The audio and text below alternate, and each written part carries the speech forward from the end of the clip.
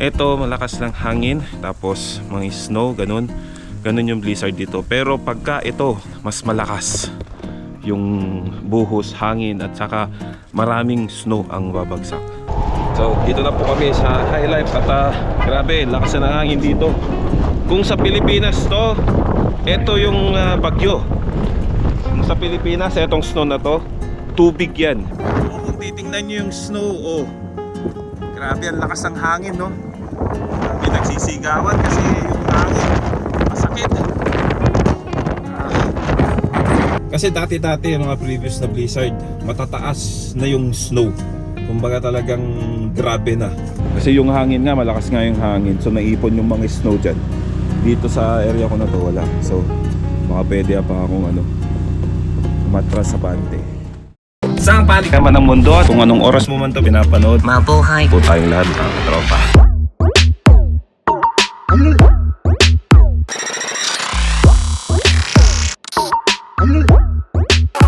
Grabe, ang ganda.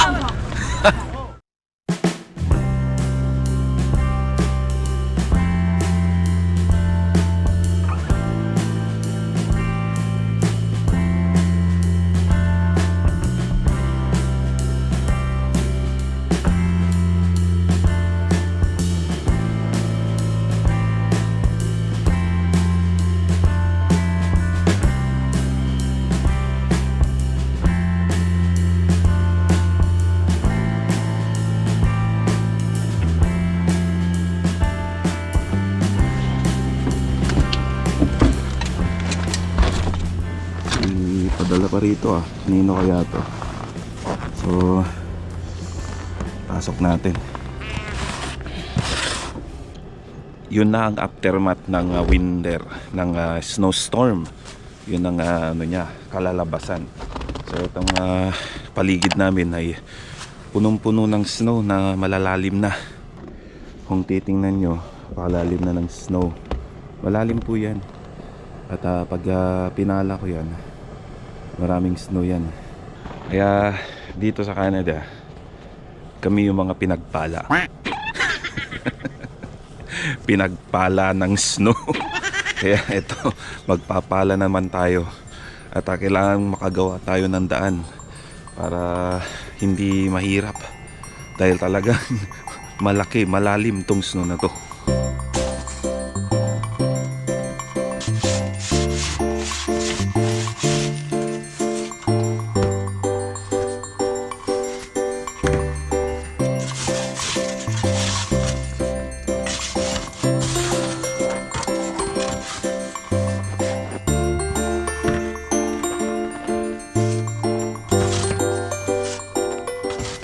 Yan pa lang sa ngayon, medyo hinihingal na ako.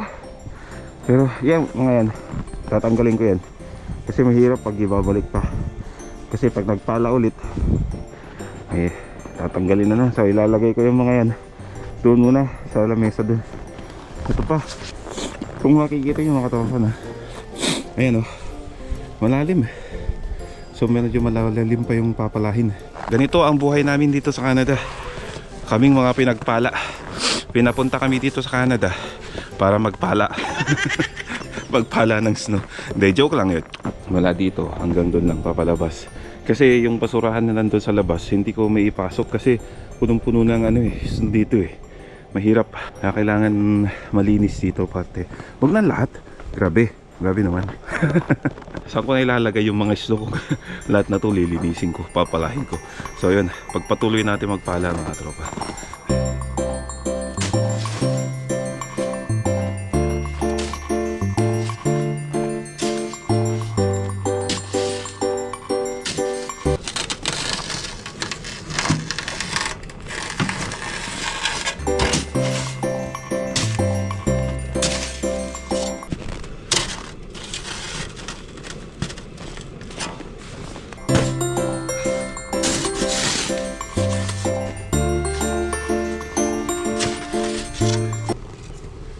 Malayo pa. Hanggang doon pa. Nagsisimula pa lang ako rito. Hanggang doon pa. Malayo pa. Kung makikita natin mga katropa na, ito na yung sahig. At yan yung kataas ng snow. Ganyan yung binuhos ng snowstorm na snow. Grabe no, kataas niyan.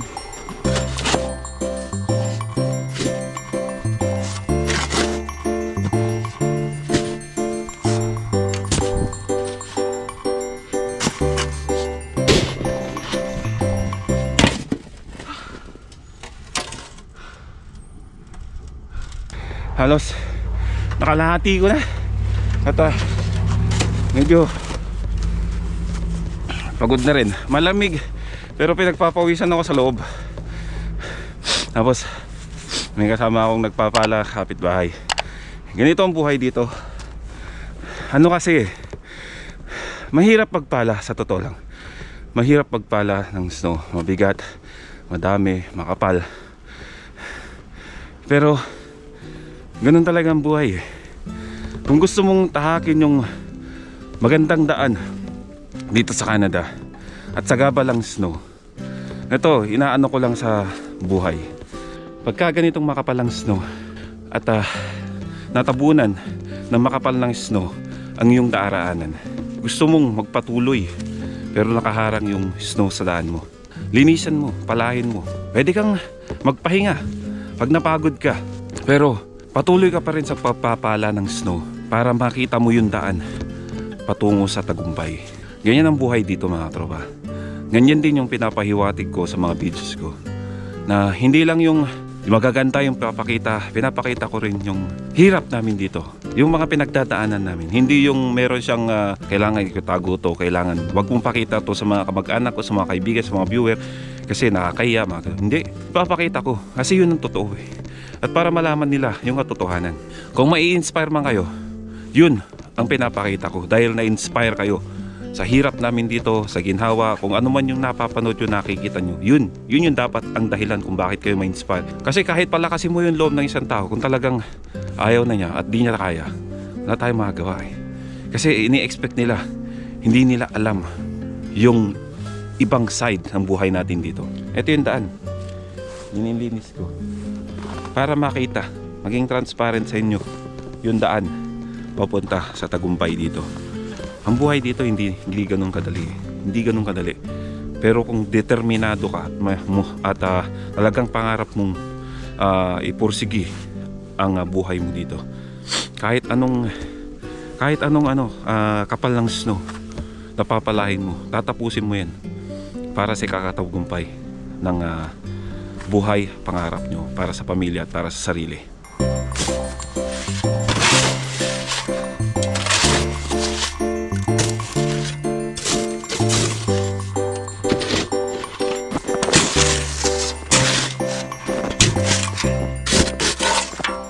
Nalinis na natin yung daan papasok.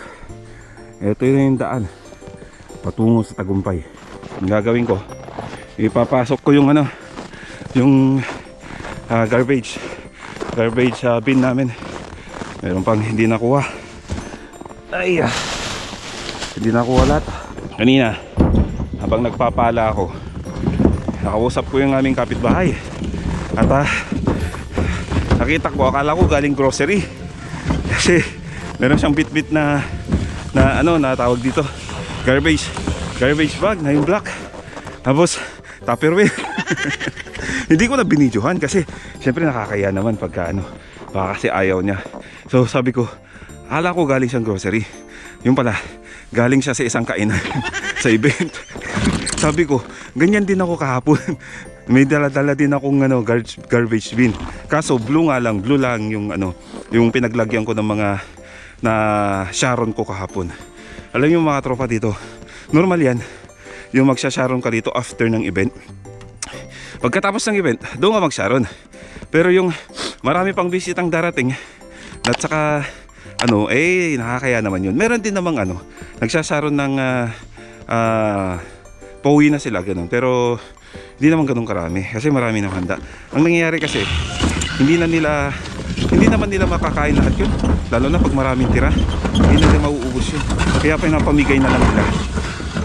Yung event ko kahapon, yung kasal, nag-Sharon din ako kaya natawa ako na nakita kong meron siyang bit-bit na garbage bin, garbage trash, plastic, ganun.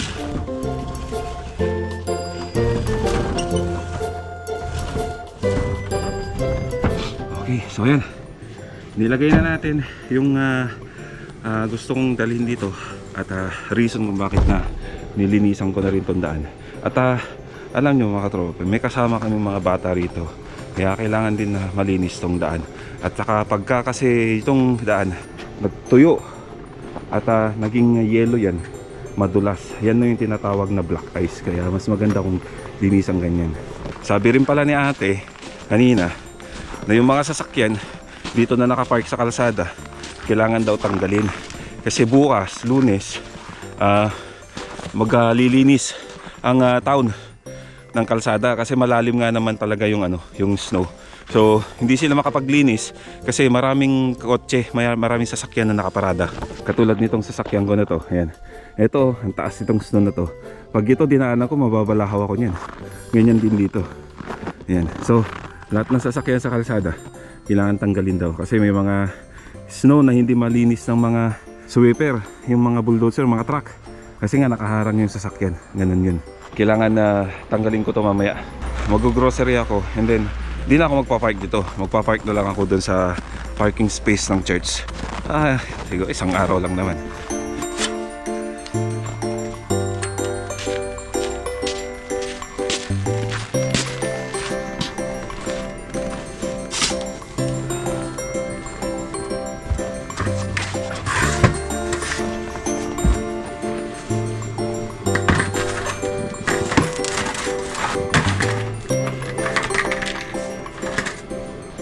Di pa tayo tapos.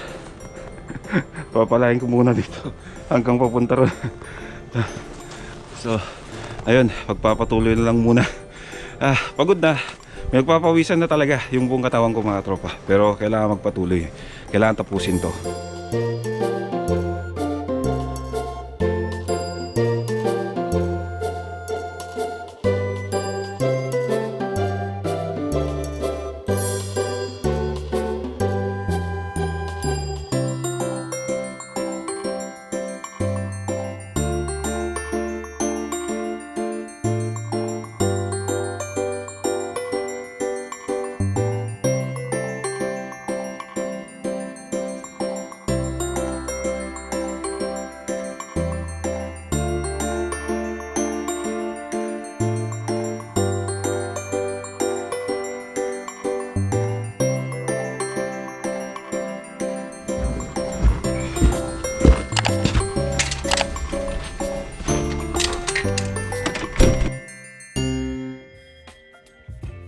Tayong mga nandito sa Canada, tayong mga pinagpala ng snow. Yung trabaho sa Pinas, no? Oo. Ice and fire. You're giving me wind and rain. You're some kind of butterfly.